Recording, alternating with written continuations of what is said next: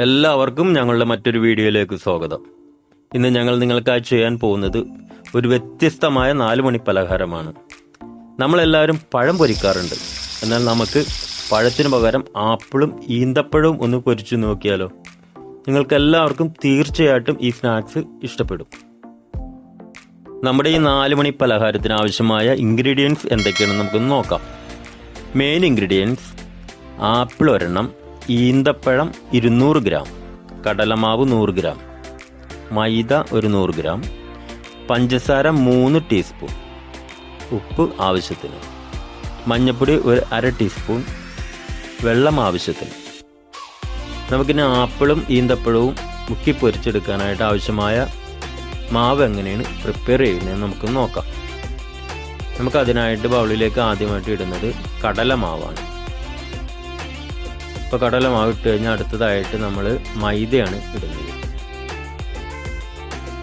ഇനി നമ്മൾ ഇടുന്നത് പഞ്ചസാര, അതൊരു ടീസ്പൂൺ, ഉപ്പ് ആവശ്യത്തിന് ഇട്ടിട്ടുണ്ട്, മഞ്ഞൾപ്പൊടിയും ഇട്ട്. ഇതിലേക്ക് നമ്മളിപ്പോൾ വെള്ളമാണ് ഒഴിച്ചു കൊടുക്കുന്നത്. ഇത് നമ്മളിനി നന്നായിട്ട് ഇതുപോലെ മിക്സ് ചെയ്യണം. പക്ഷെ ഇത്തിരി വെള്ളത്തിൻ്റെ കുറവ് കൂടി ഉണ്ട്, നമ്മളിത്തിരി വെള്ളം കൂടി ഇതിലേക്ക് ഒഴിക്കണം. അതെ, ഇപ്പോൾ ഇത്തിരി വെള്ളം കൂടി നമ്മൾ ഒഴിച്ചു കൊടുക്കുകയാണ്.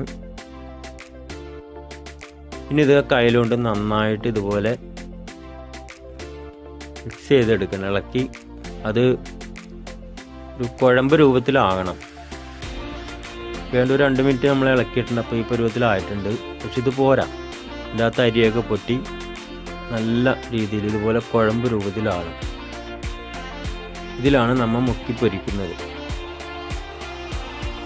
ഇനി നമുക്ക് ആപ്പിൾ കട്ട് ചെയ്തെടുക്കാം. ആപ്പിൾ കട്ട് ചെയ്യുന്നത് ഈ കാണും പോലെ 4 പീസായിട്ടാണ് നമ്മൾ ആപ്പിൾ കട്ട് ചെയ്യേണ്ടത്.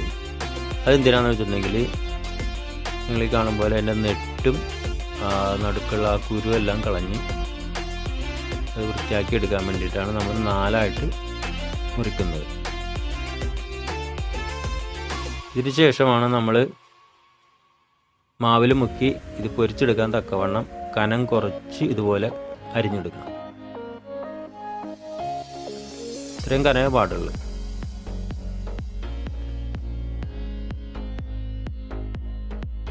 ഇതുപോലെ നമ്മൾ അരിഞ്ഞെടുത്തതിന് ശേഷം നിങ്ങൾ കാണും പോലെ പുറത്തുള്ള ആ തൊലിയും പതിയെ ചെത്തിക്കളയാം. ഇതുപോലെ നമ്മൾ എല്ലാ പീസും തൊലി കളഞ്ഞ് വറുക്കാൻ തക്കവണ്ണം പാകത്തിലാക്കി വെക്കുക.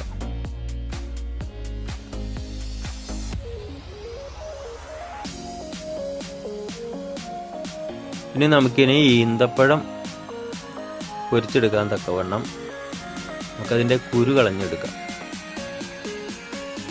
നിങ്ങളിപ്പോൾ കാണുന്നത് പോലെ നിങ്ങൾ കുരു കളഞ്ഞ് ഇതുപോലെയാണ് എടുക്കേണ്ടത്. നമ്മൾ കുരു കളയുമ്പോൾ ശ്രദ്ധിക്കേണ്ടത് അതിൻ്റെ ആ ഷേപ്പ് പോകാതിരിക്കാൻ വേണ്ടി മാക്സിമം ഇതുപോലെ അധികം അത് വിടർത്താതെ കുരു എടുത്ത് കളയാം. എന്നാൽ നമ്മളിത് പൊരിച്ചെടുക്കുമ്പോൾ ആ ഈന്തപ്പഴം അതേ ഷേപ്പിലാണ് ഇരിക്കുന്നതെങ്കിൽ അത് നല്ല ഭംഗിയായിരിക്കും.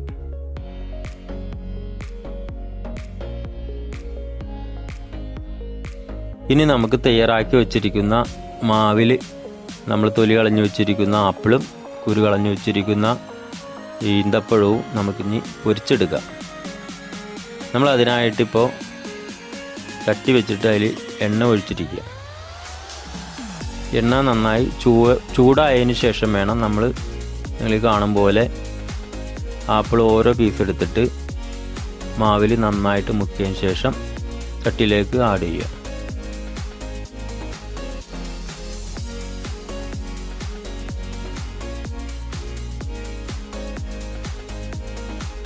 ഇതുപോലെ ഓരോന്നായിട്ട് ഇടുക. ചട്ടിയിലിടാൻ പറ്റുന്നത്ര ഇട്ടാൽ മതി. ആവുന്നത്ര അത് പരസ്പരം ഒട്ടിപ്പിടിക്കാത്ത രീതിയിൽ ഇട്ടാൽ അത്ര നന്നായിരിക്കും.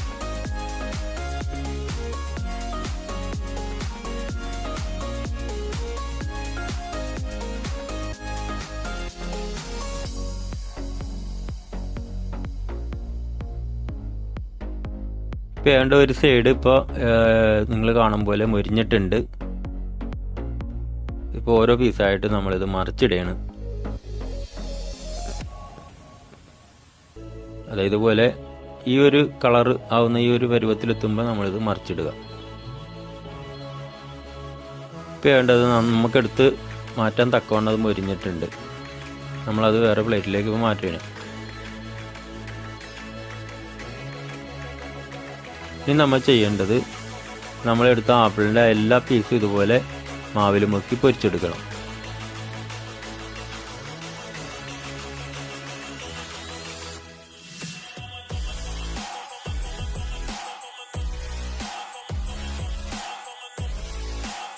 നമ്മളിപ്പോൾ അരിഞ്ഞു വെച്ച ആപ്പിൾ മുഴുവനും പൊരിച്ച് കഴിഞ്ഞിട്ടുണ്ട്.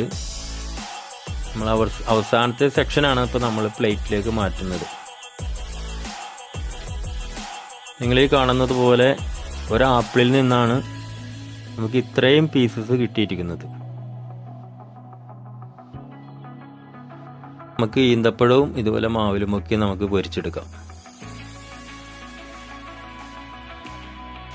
നിങ്ങൾ കാണുന്ന പോലെ ഓരോ പീസ് നമ്മൾ മാവിൽ മുക്കി ചട്ടിയിലേക്ക് നമ്മൾ ഇടുക.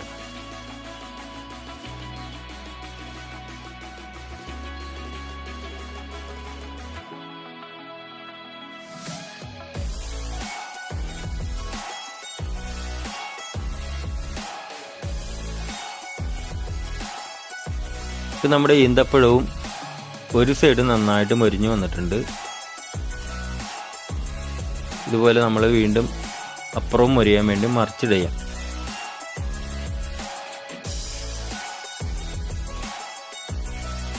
നമ്മൾ ചട്ടിയിലേക്ക് മൊരിയാൻ വേണ്ടിയിട്ട് നമ്മളുടെ ഈന്തപ്പഴം നന്നായിട്ട് മൊരിഞ്ഞിട്ടുണ്ട്. നമുക്കത് എടുക്കാനുള്ള പാകമായി നമ്മളതെടുത്ത് പ്ലേറ്റിലേക്ക് മാറ്റണേണ്. ഇനി ഇതിന് ശേഷം നമ്മൾ എടുത്തു വെച്ചിരിക്കുന്ന മറ്റുള്ള എല്ലാ ഈന്തപ്പഴവും ഇതുപോലെ മാവിൽ മുക്കി നമുക്ക് പൊരിച്ചെടുക്കാം. ഇപ്പം നമ്മളുടെ ഈന്തപ്പഴത്തിൻ്റെയും അവസാനത്തെ സെക്ഷനാണ് വറുത്ത് കഴിയുന്നത്. ഇനി നമുക്കിതെല്ലാം കൂടി നമുക്കൊരു പ്ലേറ്റിലേക്ക് നമുക്കൊന്ന് മാറ്റാം.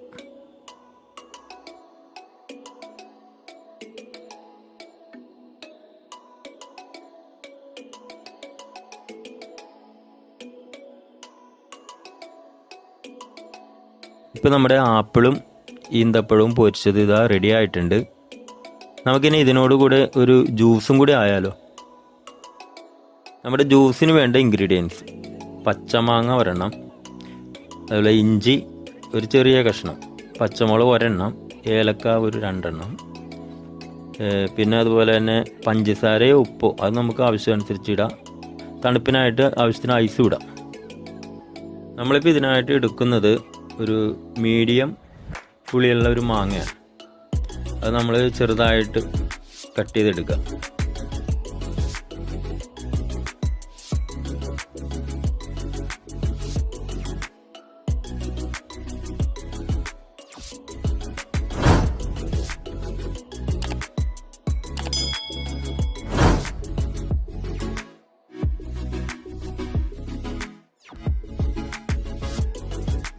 ഇനി നമുക്ക് ജ്യൂസിന് ആവശ്യമായ ഇൻഗ്രീഡിയൻസ് എല്ലാം ജാറിലേക്ക് ആഡ് ചെയ്യാം. അതിനായി മാങ്ങ നമ്മൾ ആദ്യം എടുത്തിട്ട് ഇപ്പോൾ ഇഞ്ചിയും പച്ചമുളകും ഏലക്കായുമാണ് ഇട്ടിരിക്കുന്നത്. അതിനുശേഷം ഇപ്പോൾ ഇടുന്നത് പഞ്ചസാരയാണ്. നമ്മൾ പഞ്ചസാര ഉപയോഗിക്കുന്നത്, പഞ്ചസാര വേണ്ടെങ്കിൽ ഉപ്പാണെങ്കിൽ അതും ഉപയോഗിക്കാവുന്നതാണ്. അതിനുശേഷം നമ്മൾ ഇതിലേക്ക് വെള്ളമാണ് ഒഴിക്കുന്നത്.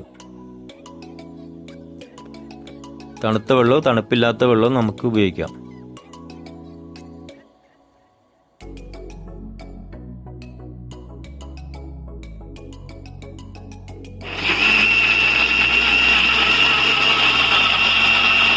ഇതാ നമ്മുടെ പച്ചമാങ്ങ ജ്യൂസ് ഇതാ റെഡി ആയിട്ടുണ്ട്. നമ്മളിതിൽ ഈ ഇഞ്ചിയും അതുപോലെ പച്ചമുളകും ഏലക്കയും ഒക്കെ ഉപയോഗിച്ചേക്കുന്നതുകൊണ്ട് നല്ല സ്മെല്ലും നല്ല ടേസ്റ്റിയുമാണിത്. നിങ്ങളെല്ലാവരും ഇത് ട്രൈ ചെയ്യണം. തീർച്ചയായിട്ടും നിങ്ങൾക്കിത് ഇഷ്ടപ്പെടും.